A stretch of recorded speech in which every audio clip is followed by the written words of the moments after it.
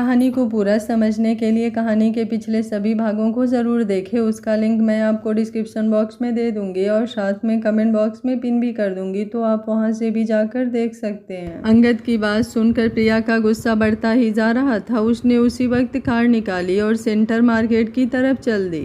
वो कुछ देर में ही मार्केट पहुंच गई। वो मार्केट में गई, वहाँ ज़्यादा भीड़ नहीं थी। उसे जल्दी ही शौर्य और झनक नज़र आ गए। शौर्य ने कई बैग उठा रखे थे। दोनों हंसते हुए बातें करते हुए आ रहे थे। तभी शौर्य का फ़ोन बजने लगा। शौर्य ने झनक की तरफ देखा। फ़ोन उसके कोट की जेब में था। झनक ने अपने बैग उससे पकड़ लिए। फिर उसने फ़ोन निकाला। वो प्रिया का नंबर देखते ही फ़ोन उठाकर बोला, हेलो डियर, क्या बात है? प्रिया पिलर के पीछे से उसे देखते हुए बोली, हेलो शौर्य, तुम कहाँ हो? शौर्य ने आसपास देखा। उसे थोड़ी दूर पिलर के पीछे खड़ी प्रिया दिख गई। वो बोला, डार्लिंग, मैं ना किसी काम से सेंटर मार्केट आया था। यहाँ मुझे सिया जी मिल गई। उन्होंने कहा है कि मैं उन्हें ड्रॉप कर दूँ, तो अब उन्हें ड्रॉप करके आता हूँ। तुम्हें कुछ लेना है यहाँ से? उसने पूछा। वो सिया से दूरी बनाकर बात कर रहा था। उसके सच बताने पर प्रिया का गुस्सा कुछ कम तो हुआ, पर उसने अभी भी झूठ बोला था कि सिया उसे यहीं मिली। उसने कहा, नहीं, मुझे कुछ नहीं मंगवाना, मैंने तो यूं ही पूछा था, कहकर उसने फ़ोन बंद कर दिया। लेकिन वो वहीं छुपी रही। शौर्य बहुत शातिर था। वो झनक से बोला, सिया, मुझे ज़रूरी काम आ गया, मुझे जाना पड़ेगा। सॉरी, मैं आपको छोड़ नहीं पाऊंगा, मैं टैक्सी मंगवा देता हूँ। सिया को प्रिया के बारे में ज़रा भी पता नहीं चला, सो उसने शौर्य को जाने दिया। शौर्य उसे टैक्सी में बिठाकर अपनी कार लेकर चल दिया। कार के शीशे में दूर खड़ी प्रिया उसे देख रही थी। उसके चेहरे पर एक स्माइल आई। ये प्रिया मेरी जासूसी कर रही है, इसे पता नहीं कि शौर्य चीज़ क्या है, सोचते हुए वो कार लेकर वहाँ से निकल गया। प्रिया कुछ देर वहीं खड़ी रही, फिर वो भी चल दी। वो सीधे ही शौर्य के कमरे में पहुंची। शौर्य को पता था कि यही होगा, वो पहले ही तैयार बैठा था। प्रिया को वो वक्त याद आ गया जब शौर्य उसके साथ मिलकर झनक को धोखा देता था। वो ऐसे ही सफाई से बात बना लेता था। उसका गुस्सा एकदम से फूट पड़ा। प्रिया बोली, तुम मार्केट क्या लेने गए थे? शौर्य बोला, कुछ फैब्रिक लेने थे, वही लेने गया था। प्रिया बोली, लाए फिर? उसने उसी गुस्से से पूछा। शौर्य बोला, नहीं, कुछ पसंद ही नहीं आया, कहीं और से लेकर आने पड़ेंगे। लेकिन तुम इस तरह क्यों पूछ रही हो? उसने प्रिया को गले लगाते हुए पूछा। प्रिया ने उसे झटका देकर दूर किया और बोली, और कितना झूठ बोलोगे तुमने मार्केट जाना ही नहीं था। तुम सिया की शॉप पर गए थे, फिर वहाँ से उसे लेकर मार्केट आए। मतलब उसी के लिए मार्केट आए? प्रिया ने गुस्से से कहा। शौर्य हैरान रह गया, उसे भी गुस्सा आया। वो बोला, तुम मेरा पीछा कर रही थी? प्रिया बोली, सवाल मैंने किया है? पहले मेरी बात का जवाब दो, फिर मुझसे सवाल करना। उसका गुस्सा शिखर पर था। शौर्य बोला, हाँ, मैं सिया के साथ गया था। मैं उसके पास डिज़ाइन लेने गया था। उसने मार्केट तक लिफ्ट मांगी, तो मैं कैसे जवाब देता? मुझे जाना पड़ा। अब तुम इस तरह शक करती हो, इसलिए तुम्हें झूठ बोला। प्रिया बोली, अब पकड़े जाने पर कुछ भी कहो, इससे तुम्हारा झूठ बोलना माफ़ थोड़े कर सकती हूँ। तुम मेरे साथ ऐसा कैसे कर सकते हो? अब मैं अपाहिज हो गई तो तुम औरों की तरफ अट्रैक्ट होने लगे, कहकर वो रोने लगी। सॉरी उसे बाहों में भरता हुआ बोला, देखो तुम रो मत, सॉरी, गलती हो गई, आगे से ऐसा नहीं करूँगा। मुझे तुमसे ज़्यादा कोई प्यारा नहीं है। प्रिया भी उससे लिपट गई और बोली, वादा करो, आगे से कुछ भी करोगे तो मुझे बता कर करोगे।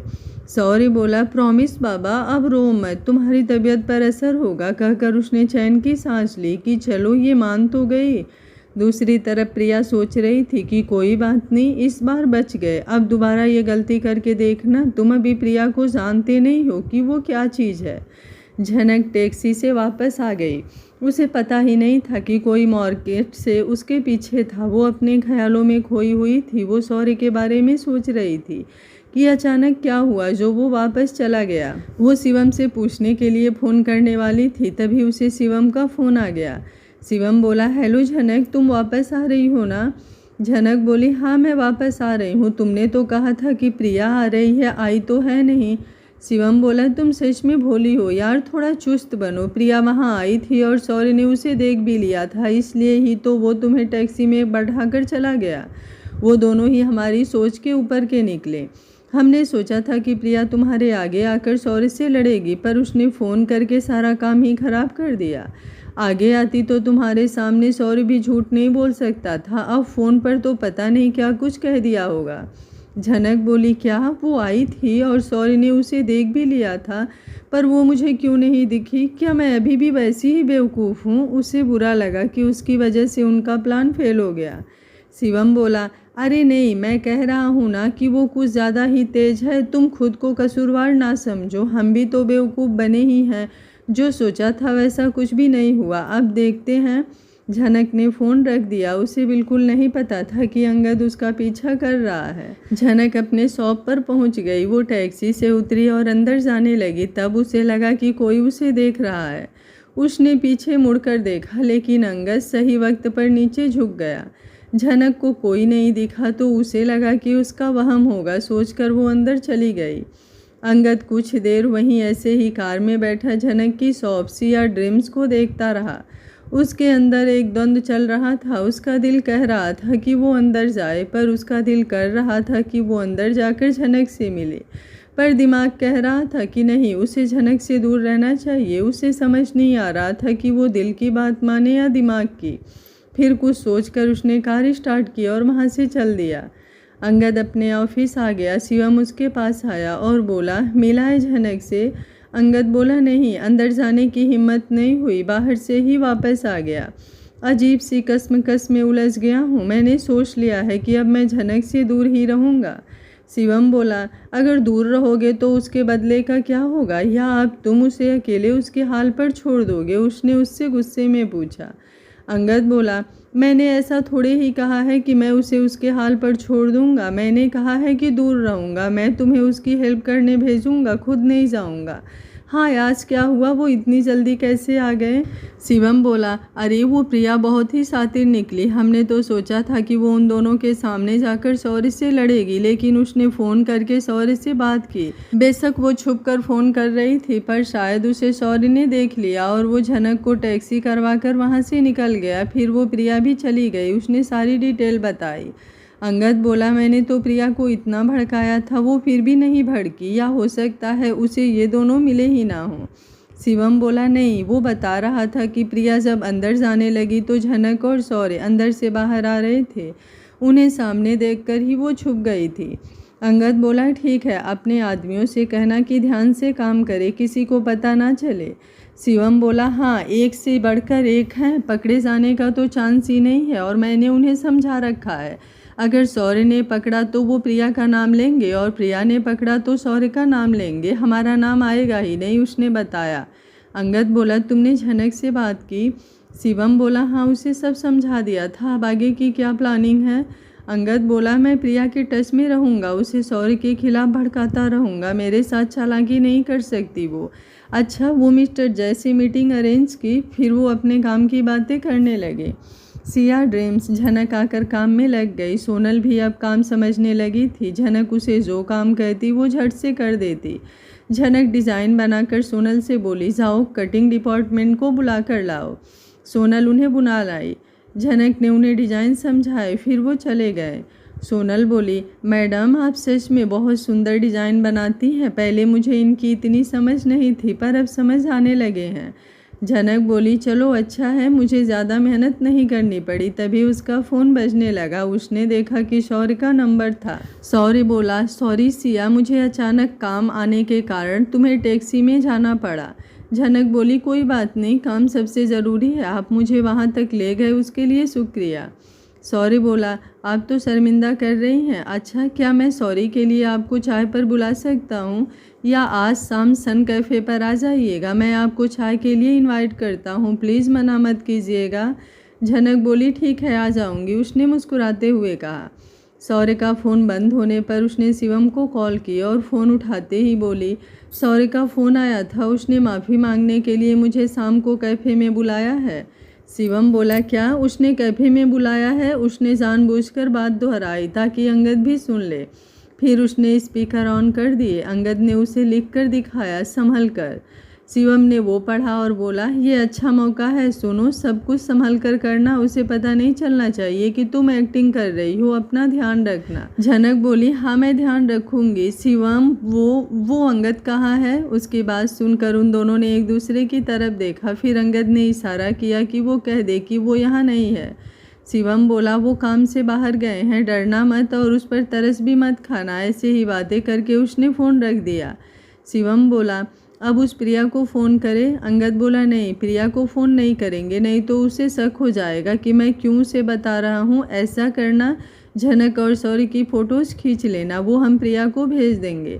असर तो तब भी होगा, कहीं ये हमारे साथ डबल गेम तो नहीं खेल रही, हमें कुछ और कह दे और सौरी को कुछ और, कहीं वो हमें ही फंसाने की स्कीम बना रही हो। हमें सावधान रहना होगा। मुझे इस पर ज़रा भी भरोसा नहीं है। जो लड़की 14-15 साल की उम्र में पैसों की खातिर प्लानिंग करके अपने बॉयफ्रेंड को अपनी खास फ्रेंड के पीछे लगा सकती है, उस पर भरोसा नहीं किया जा सकता। वो सोचते हुए बोला। शिवम बोला, वही, कुछ कह नहीं सकते, उस पर नज़र रखनी होगी, पहले उसे समझना होगा, फिर उसे मात दे सकते हैं। अंगद बोला, झनक को अच्छे से समझा देना था, ये सौरी बिल्कुल भी भरोसे वाला नहीं है। जो प्रिया के लिए झनक से धोखा कर सकता है, वो किसी से भी धोखा कर सकता है। शिवम शरारत से आंखें मटकाते हुए बोला, क्यों, उसके लिए चिंता हो रही है? ऐसा करो, तुम खुद ही कैफ़े पहुंच जाओ, फिर देख लेना क्या होगा। अंगद बोला, चिंता तो हो रही है, पर मैं जाऊंगा नहीं, तुम चले जाओ, उसने शिवम को कहा। शिवम बोला, जब तुम वहाँ खुद नहीं जा सकते, उसके साथ नहीं रह सकते, तो उसे करने दो जो वो करती है। अगर हम उसके साथ साथ जाएंगे तो उसे इसकी आदत हो जाएगी, और जब कल तुम उसका साथ छोड़ोगे तो वो ज़्यादा दुखी होगी। उसकी लड़ाई है, उसे लड़ने दो। उसे गुस्सा आता था कि अंगद उसे अपनाता क्यों नहीं है। अंगद बोला, मैं ये नहीं कर सकता, मैंने उसे कभी भी ये नहीं कहा कि मैं उसका आगे साथ दूंगा। हाँ, अगर उसके लायक कोई लड़का मिलेगा तो उससे इसकी शादी करवा दूंगा। शिवम तालियां मारते हुए बोला, तुम्हारी लव स्टोरी पर तो फिल्म बननी चाहिए। मेरी समझ में नहीं आता कि अंकल ने तुझसे ऐसा वादा क्यों लिया, और उससे भी बड़ा सवाल, तूने वादा किया ही क्यों? शादी सारी उम्र का फैसला होता है, तुम उसके साथ सारी उम्र कैसे बिता सकते हो? अंगद बोला, शिवम, इस बात को यहीं ख़त्म कर दो, इसका कोई हल नहीं है, कहकर वो फाइल देखने लगा। शिवम भी फाइल देखने लगा।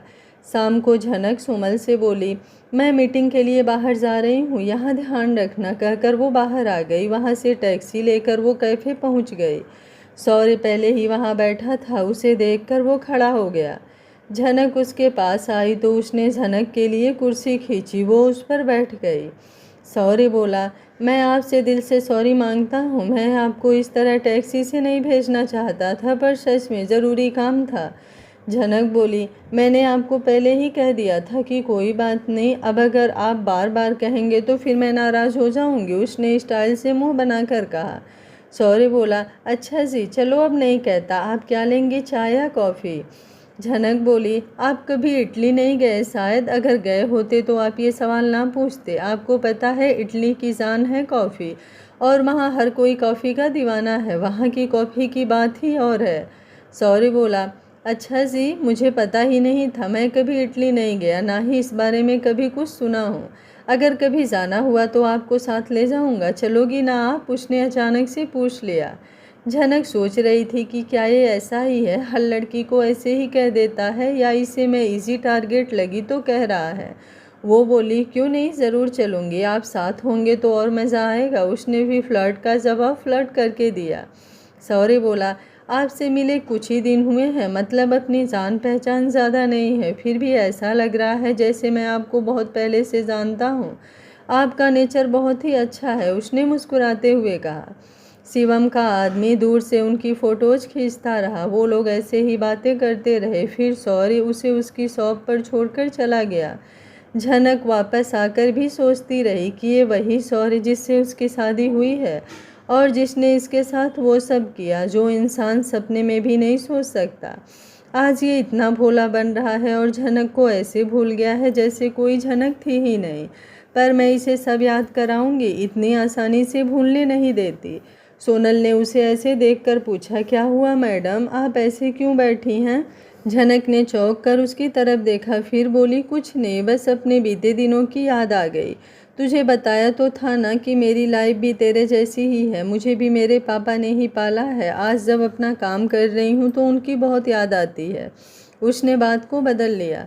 सोनल बोली, सच में पुराने दिन रह रह कर याद आते हैं, मुझे भी अपने अच्छे दिन बहुत याद आते हैं, भैया बहुत याद आते हैं। कहते हुए वो रो पड़ी। झनक ने उसे गले से लगा लिया और बोली, देखो, माना कि हम अपने अतीत को भुला नहीं सकते, लेकिन हमें अतीत की बुरी यादों को छोड़कर अच्छी यादों को याद रखना चाहिए। इस तरह हम अपने दुख को कम कर सकते हैं। मैं भी पहले बहुत रोया करती थी, लेकिन मुझे भी किसी ने समझाया, तब से मैंने ऐसा ही किया।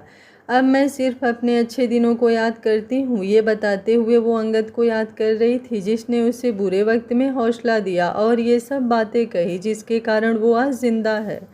सोनल चुप हो गई। दोनों एक ही उम्र की थीं, फिर भी सोनल के बचपने के कारण झनक उसे छोटी बहन की तरह ट्रीट करती थी। वो उसे हर काम प्यार से समझाती थी। सोनल भी अच्छे से सीख रही थी। झनक बोली, सोनल अब छोड़ो इन बातों को, चलो काम करते हैं। अच्छा, वो राधिका फैशन का ऑर्डर तैयार है, उनका फ़ोन आया था, उन्हें जवाब देना है। सोनल बोली, हाँ जी, ऑर्डर तो तैयार है, आप फ़ोन कर दीजिए, वो आकर ले जाएंगे। मैं जाकर बंटी को कह देती हूँ, कहकर वो चली गई। झनक ने फ़ोन करके राधिका फैशन को फ़ोन किया और ऑर्डर ले जाने को कहा।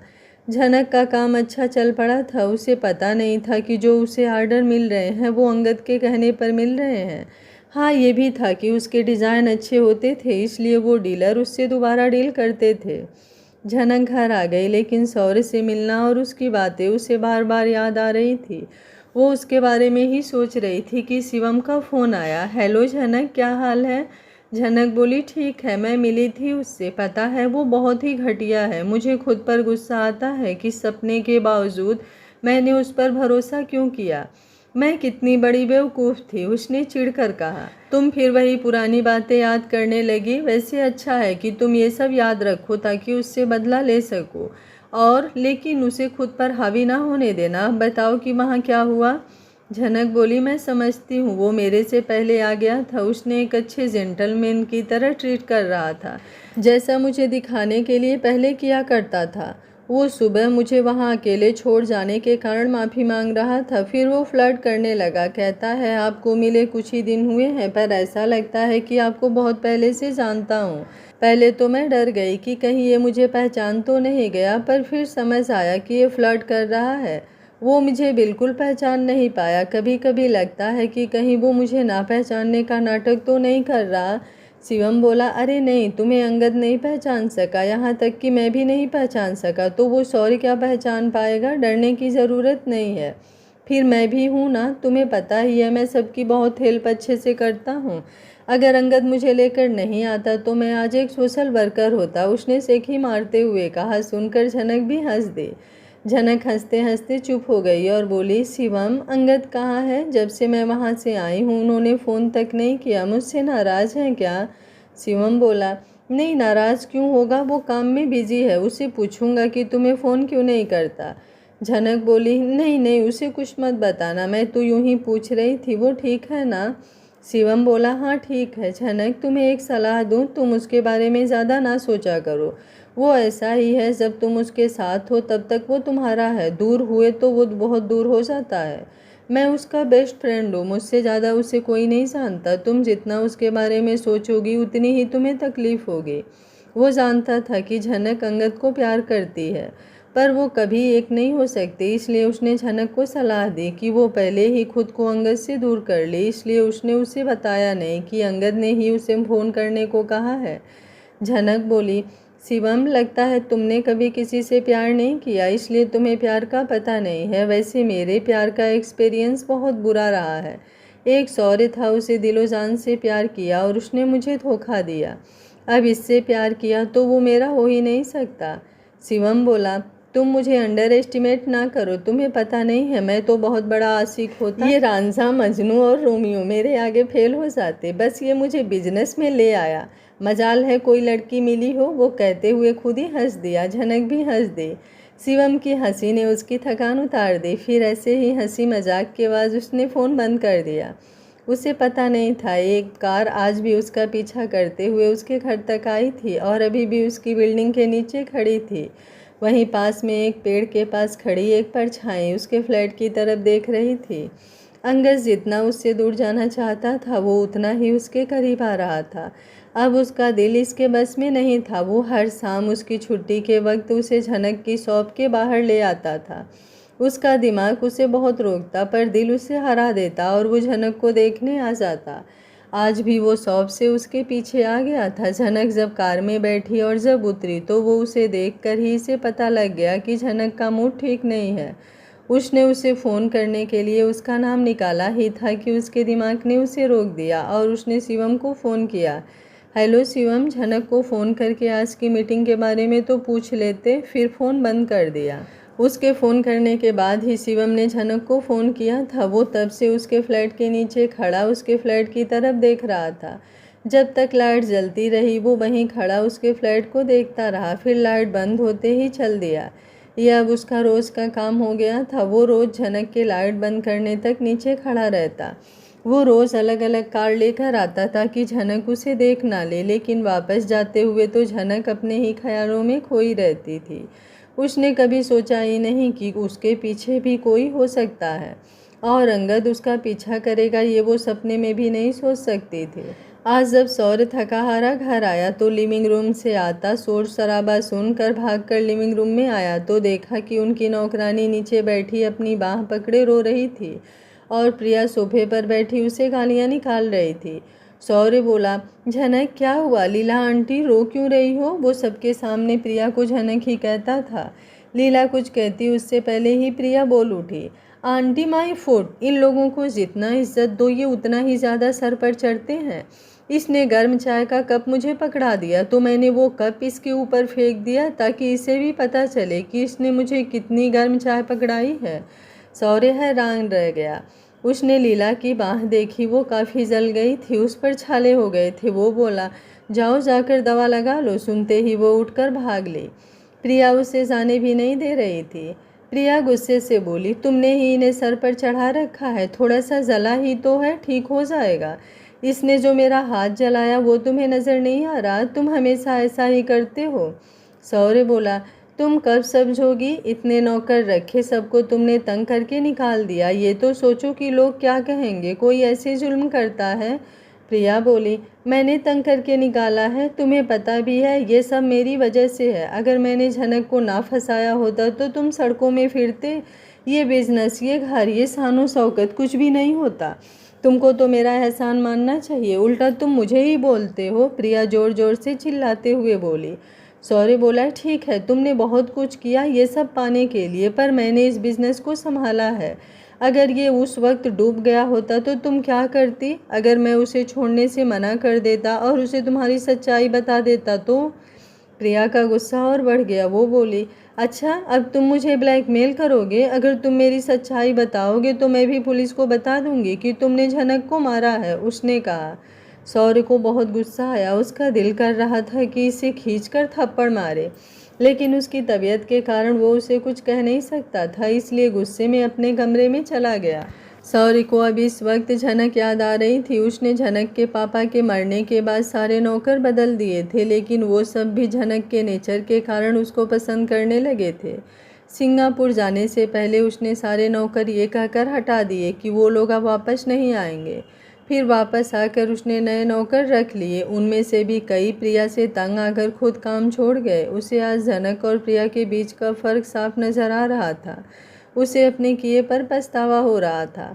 सौर्य का बिजनेस काफ़ी डाउन चल रहा था। वो उसे संभालने की अकेला ही कोशिश कर रहा था और प्रिया को कोई फिक्र नहीं था। वो दिन रात शॉपिंग करती। वो बहुत ही घमंडी हो गई थी। वो सोच रहा था कि उसने प्रिया को शक्ल सूरत से झनक बना लिया, पर नेचर में वो झनक से बिल्कुल उलट है। झनक बचपन से अमीर होने के बाद भी नौकरों से इज्जत से पेश आती थी और ये उन्हें इज्जत देना तो दूर, उन्हें मारती है और उनके साथ गाली गलौज तक करती है। उसे प्रिया से प्यार करने का अफसोस हो रहा था। वो सोच रहा था काश उसने उसकी बात ना मानी होती, पर उसे इस बात की तसल्ली थी कि उसने इसके कहने पर झनक की जान नहीं ली, लेकिन वो ऐसी हालत में मर ही गई होगी, ये सोचकर वो कांप गया। अंगद घर आ गया था। झनक खुश नहीं थी तो ये भी परेशान हो गया। उसे शिवम के फ़ोन की वेट थी, पर शिवम उसे फ़ोन ही नहीं किया। वो बार बार सोच रहा था कि वो खुद शिवम को फ़ोन कर ले, पर उसे डर था कि शिवम उसका मजाक उड़ाएगा। अमर पानी लेकर आया और बोला, साहब खाना लगाऊं? अंगद बोला, नहीं, मुझे भूख नहीं है, तुम अपना खाना खाकर सो जाओ। उसने बिना घूमे ही कहा। अमर बोला, साहब छोटा मुंह बड़ी बात, जब से मैडम गई हैं आपने खाना ही छोड़ दिया। वो रोज़ खाना बनाता, पर अंगद खाना खाता ही नहीं था। आज हिम्मत करके उसने पूछ ही लिया। अंगद बोला, क्यों? मैं क्यों उसके जाने से खाना छोड़ूंगा? वो मेरी लगती ही क्या है? वो तो मैंने उसको यूं ही यहाँ रखा था। आप यूं ही अंदाजे ना लगाया करो। अब बाहर खाकर आता हूँ, इसलिए भूख नहीं होती। आप बेवजह मेरी चिंता कर रहे हो।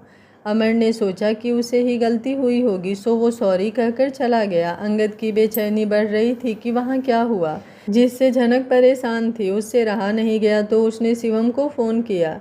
शिवम उबासी लेते हुए बोला, यार तेरा क्या प्रॉब्लम है? दिन में तो चैन से बैठने नहीं देता, कम से कम रात को तो चैन से सो लेने दे।